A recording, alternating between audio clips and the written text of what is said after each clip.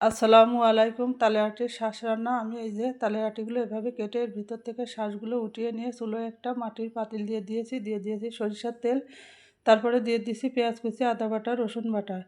এভাবে দিতে দিতে মাটির পাতিলটা কিন্তু হালকাভাবে ফেটে আসছে, আর একটা তেজপাতাও দিয়ে দিয়েছি।